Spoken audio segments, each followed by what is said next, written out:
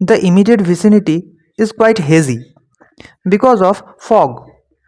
However, after crossing the line of juniper and pine trees, the old-fashioned house was visible. It was standing on a small piece of plain land, right in the lap of the mountainous landscape. Rather than a house, it should better be referred to as a villa instead. It's surrounded by weeds everywhere. The corrugated roof is visibly discolored with rust. The wooden frame of the walls are exposed because the layer of plaster above it got eroded. The top of the chimney is also in dilapidated state. Ah, it seems to be a haunted house. Does anyone stay here at all? Trina said in a suspicious tone. Trina is flanked by Tanvi and Titir. Tanvi said, "Don't worry. Somebody stays here indeed. See, little amount of smoke is coming out of the chimney. I noticed it once the fog cleared." Upon reaching the main door, they couldn't find a doorbell. Also, the glass panes of the windows were found to be repaired by pasting newspapers. Titir gave a rap on the door. After a few minutes, a knocking sound was heard, and an old man opened the door. His yellowish skin, wrinkles, small eyes, and a white goatee implied that he is quite aged. White hairs were visible through the torn Gorkha cap. He asked, "Your identities?" Titir said, "We are coming from Kolkata. Miss Priyadatta, the granddaughter of barrister Mr. Guho, is our colleague. This villa belongs to Mr. Guho, right? If I am not wrong, you are Mr. Padam Subba, right? Did Priyadatta tell you that we are coming?" In reply, the old man opened the door. The interior of the house was emitting smell of algae. Dim daylight was making its way through the broken roof. The wooden planks of the floor were making creaking sounds, which created fear of a collapse. Padam Subba said, "Phone doesn't work here. Only means of communication is letter. Although sir doesn't come here, still he never makes any mistake sending my monthly salary at the beginning of the month. On the day before yesterday, I got his money order and the letter of his granddaughter, both." Tanvi asked, with doubt in her mind, "Are there suitable rooms here for our lodging?" Padam Subba replied, "The entire house is not in such condition. You will like the guest room at the first floor. Adequate electricity connection, running water supply, etc. are available. A domestic help from a nearby village comes in the morning and returns before evening. Her name is Pushpita. She has bought vegetables and chicken from the local market. By the way, a little bit of tea, sir." Padam hailed somebody. A young girl arrived with quite much of alacrity. Padam asked her to prepare tea. The girl left and Padam also followed. Titir said to Tanvi, "Do you remember the diary of which the covers were missing? You purchased it from College Street. The owner of the diary used to stay in this villa, right?" Tanvi is a bookworm. She purchased such a diary from the College Street recently, written by Freya Moorcroft. Tanvi said, "Have you heard the name of William Moorcroft? He was the scholar who travelled to Manas Sarovar in the year 1812 for collecting samples of wool. Tibet was a forbidden country at that time. Life risk was there if you were caught. He travelled in the guise of a monk. The daughter of William is Freya. She used to explore the mountains and write travelogues in the paper, that is newspaper. Freya spent a few days in this villa in the year 1869. Only a few years before that, Nana Sahib, the Maratha icon, used to stay here. Although the civilization progressed a lot in the past 150 years, the life has stayed quite same in this hilly hamlet. Trina said, Wow, Nana Sahib, during the Sepoy mutiny, right? So, how did he come here? Tanvi said, It was the month of December 1862. General Clive of British East India Company was in pursuit of Nana Sahib. Nana Sahib, along with his brother Bala Sahib, the Begum of Ayodhya, Hazrat Mahal, and few henchmen fled to the bank of Rapti river. Subsequently, they fled to the Tarai and then into Nepal. Soldiers of Nana Sahib dispersed. Erstwhile owner of this villa, Rana Jang Bahadur of Nepal, gave refuge to Nana Sahib. The ulterior motive behind this act was to get Nana Sahib arrested by the British and receive a handsome amount from the British company.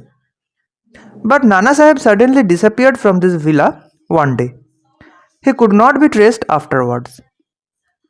Tanvi took a little pause and resumed again. Jang Bahadur later sold this villa to a tea merchant, John Hastings, and went back to Kathmandu. Hastings met Freya in a party at Darjeeling a few years later.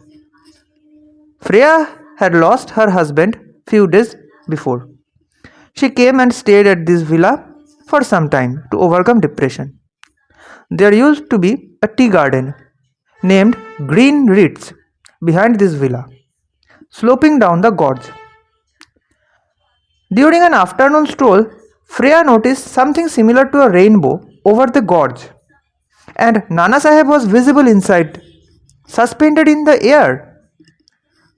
Titir said, Absurd.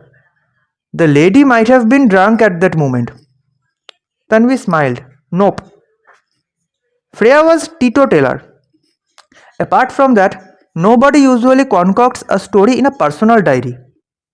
That is why the entries made during summer of 1869 are quite interesting in Freya's diary. Titir said, that day in the teacher's common room, when Priyodatta was saying that her grandfather has a villa in Okayati village near Nepal border, I noticed your interest. You got excited to visit this place. Now I understand the reason behind that. The next morning, Tanvi and Trina woke up quite early. Titir, still recovering from the morning sleepiness, asked, So, what's the plan for today? Tanvi replied, I discussed it with Harka. I have planned to meet him at 9 o'clock in the morning near Ghim Falls. We will enjoy a trip around Darjeeling town. We will return here before sunset. The breakfast, consisting of bread, omelets, porridge, and ripe papayas, was served along with flavored tea. The trio left for Darjeeling after breakfast. After day-long roaming inside Darjeeling town, they returned before evening. Tanvi proposed to have a stroll in the backyard of the villa. Till daylight was there. The asphalt over the path got eroded long ago and shrubs were all along the path. The path finally finished in an abandoned tea garden. Tanvi said, I guess this is the Green Ritz tea garden mentioned in Freya's diary. All three were shivering in cold breeze, despite wearing jackets. The slope of the tea garden ended at the verge of the gorge. A few shade trees were standing like watchmen, scattered throughout the garden. A dilapidated Shiva temple was spotted a little downhill. The mountain range in the front side was lit up by the dwindling sunlight. Fog was spiraling upwards along mountain slope. Something similar to a rainbow was visible within the fog. Trina strolled along the slope up to the brink of the gorge. Just then, all background sounds stopped as if spellbound by a magician. Trina observed a luminous tunnel in front of her, above the gorge, hanging inside the fog. It seemed like a rainbow, circular in shape, having a diameter of 1.5 feet. A strange image appeared in the middle of the seven-colored rainbow. It looks like a human shadow was hanging in air, in a standing posture with its face towards her. An inexplicable fear transpired through Trina's mind. She felt like her blood, bones, and marrow were freezing. She couldn't recall how much time she was staring at that image, in a baffled state. As soon as she regained consciousness, she scampered upwards. Tanvi was busy taking snaps in her phone, while Titir noticed Trina's restlessness. He came forward and said, "What happened? You look little disturbed." Trina couldn't utter a single word. Instead, she just raised the finger towards the slope of the tea garden. Titir briskly ran towards that direction. When he returned a little later, his face was looking pale as if somebody sucked blood from his face.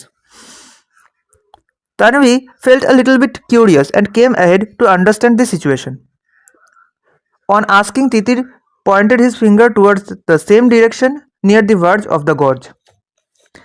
Tanvi rushed through the tea shrubs and shade trees. As she reached the end of the slope, her feet became immobilized. A circular rainbow was visible in front of her eyes, as if drawn by somebody. A bizarre spectre was visible in the fog.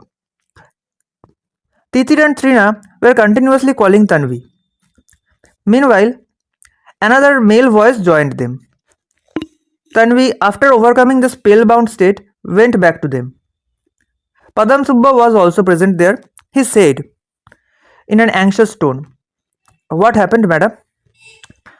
The inside of the mouth of Tanvi was parched, like a sandpaper. The tongue was numb. She is feeling quite thirsty too. Titir said, "Have you seen anything uncanny?" Tanvi nodded, like a robo. Trina said, "We also saw the same," in a whispering tone. Padam kept quiet and listened to them. He cleared his throat and said, "The person you saw has been staying here in this hill for 150 years. Leave him alone. He never harmed anybody." Padam returned to his room. Three friends were discussing after dinner.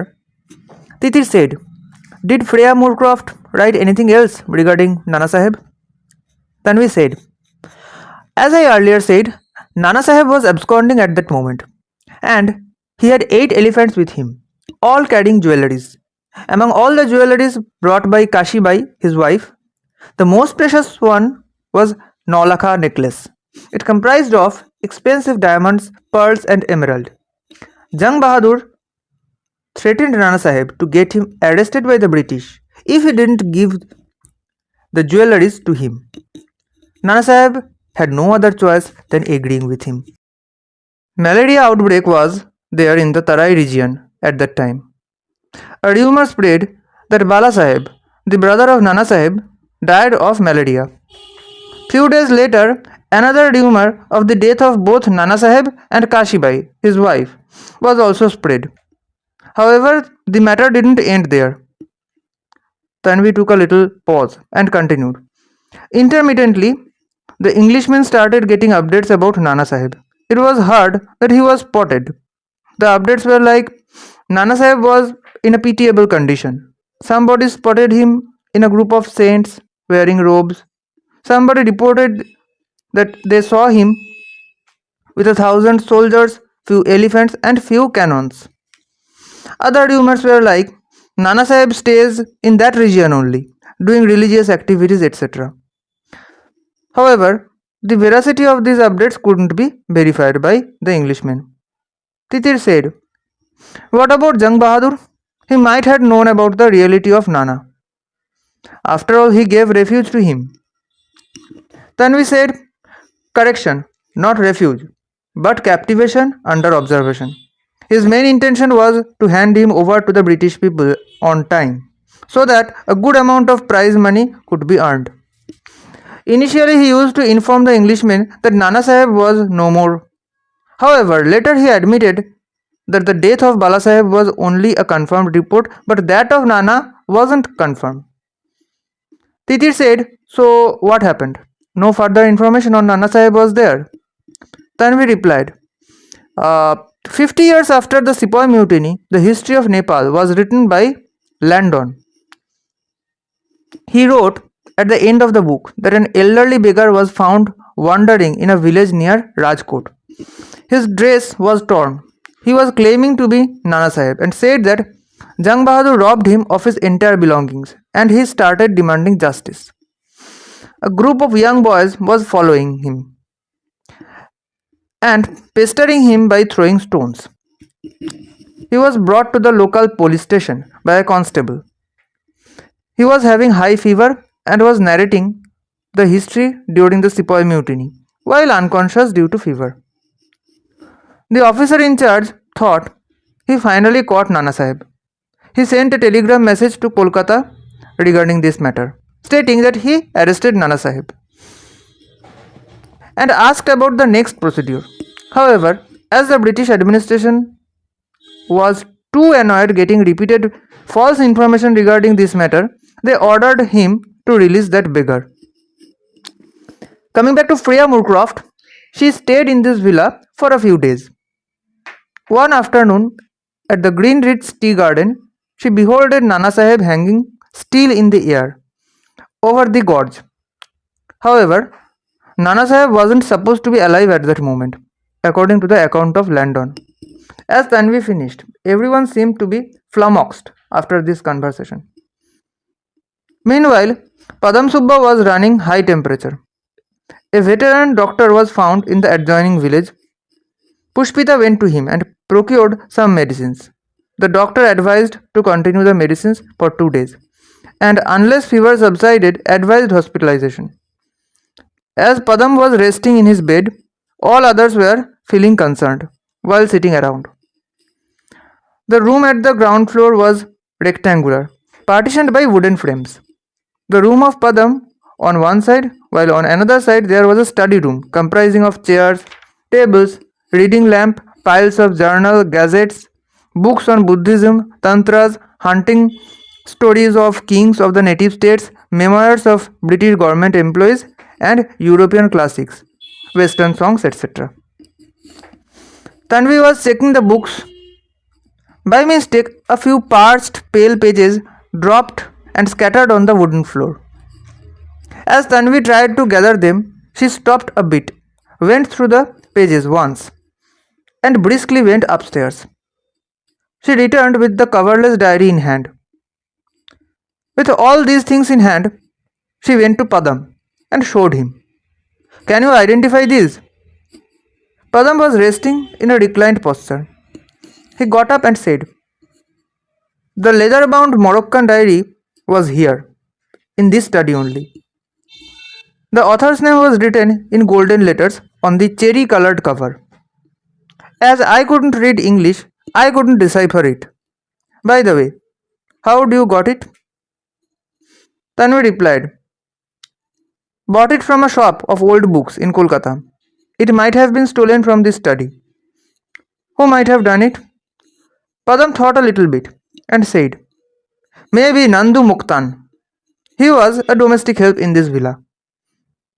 He used to get intoxicated as the evening descended. He even resorted to pilferage for gathering money necessary to buy narcotics. In one instance, he was caught stealing rupees 100 from the pocket of a guest. For this kleptomania only, he was dismissed and Pushpita was recruited here. Tanvi said, Nandu most likely did this crime. After selling the cover elsewhere, he sold the diary in a shop of old books, which was later bought by me. While stealing, some pages got dislodged and dropped somewhere in the bookshelf. Nandu might have missed it. Surprisingly, Padam Subba's fever subsided soon. Trina, Titir and Tanvi finished dinner in the living room. Padam said, have you gone through the loose pages of the diary? What was written there? Tanvi replied, okay. Jang Bahadur told Nana Sahib that he wouldn't hand him over to the British on the condition that Kashibai along with the jewelleries would have to be surrendered to Jang Bahadur by Nana. Nana Sahib had no other choice. Jang Bahadur prepared a palace and captivated Kashibai therein. Jang Bahadur gave her some assets also. He gave refuge to Nana Sahib in this villa, with the ulterior motive of informing the British men about his whereabouts. Nana Sahib vanished in a mysterious manner before that. Titir interrupted. Couldn't Nana Sahib guess the plan of Jang Bahadur? Tanvi replied, might be, but he was helpless. He didn't know the whereabouts of her kidnapped wife. He started bribing the security guards in this villa for getting information about Kashibai secretly. One day, an elderly lady who used to work here as cook got the intel for him. Padam curiously questioned, so ultimately where did Jang Bahadur keep her? Tanvi said, that Shiva temple, visible from the Green Ridge Tea Estate. Jang Bahadur set up a palace made of wood there. Kashibai was kept there. Nana Sahib immediately took his sword and went out. The guards of Jang Bahadur spotted him, chased him till the brink of the gorge. However, he could not be spotted after that. The soldiers might have thought that death was certain after leaping from such a height. They planned to go down the gorge the next morning to look for the dead body of Nana Sahib. But the palace in which Kashibai was held captive was reduced to ashes that night. Trina said, how did the palace catch fire? Tanvi said, Freya Moorcroft tried to interact with local people to understand the mystery behind the disappearance of Nana Sahib. Her belief was Nana was seriously injured after jumping into the gorge but didn't die. He killed the guards of Kashibai and in an injured and bleeding state he finally reached near Kashibai. Nana Sahib knew that death was confirmed if caught. Also, the dignity of her wife could be lost in that case. Apprehending these things, Nana Sahib might have himself set the palace on fire and sacrificed both of their lives. Alternatively, Freya guessed he might have fooled the guards of Jang Bahadur and fled. She wrote that after this incident, Jang Bahadur sold the villa to John Hastings and returned to Kathmandu.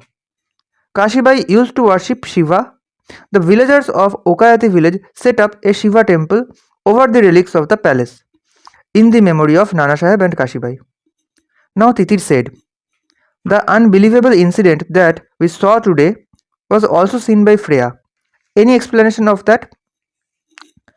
Tanvi asked, do you know why mirage is seen in desert? Trina said, due to hot sands. Tanvi said, not only desert but also in sea. Also when you look downwards from hilltop, same phenomenon happens. Sand is not there, right? Actually, mirage is a mysterious natural phenomenon. A few factors in the atmosphere are responsible for this illusion. Whatever things we see are visible because of reflection of light on them. Titir again asked, so all what we saw today was exactly same? Tanvi said, exactly. A similar incident is observed in Strait of Messina in Sicily, Italy. The entire Messina city is seen hanging in the air. The Italians refer it as Fata Morgana. Initially, they used to think that Morgan Le Fay, a ghost, was responsible behind this. Actually, the incident wasn't caused by any ghost. It's a natural phenomenon. The location where we were standing in the afternoon was having a gorge downwards. The ground was little cooler in that place. The upper air layer was little warmer, working as a mirror. So we saw a mirage. Trina said, so according to you, it's nothing paranormal. Tanvi said, the shadow we saw is known as Brocken spectre. It's our own reflection. Along the steep slope of the mountain, against the fog layer, the sun draws a colorful spectrum of its own, which creates this illusion. It depends upon the moisture content of the fog, position of the viewer, and the sunlight coming from the opposite side. Brocken is the name of a mountain peak in Germany, which remains covered with fog always. This phenomenon is frequently observed from there. While Tanvi was explaining, Padam was listening quietly. Now he said, according to your logic, you all saw your own images today afternoon. One single image for one observer, right? So, after sunset, under the moonlight, it will not be visible, right? See, madam, all happenings of nature can't be so simply explained.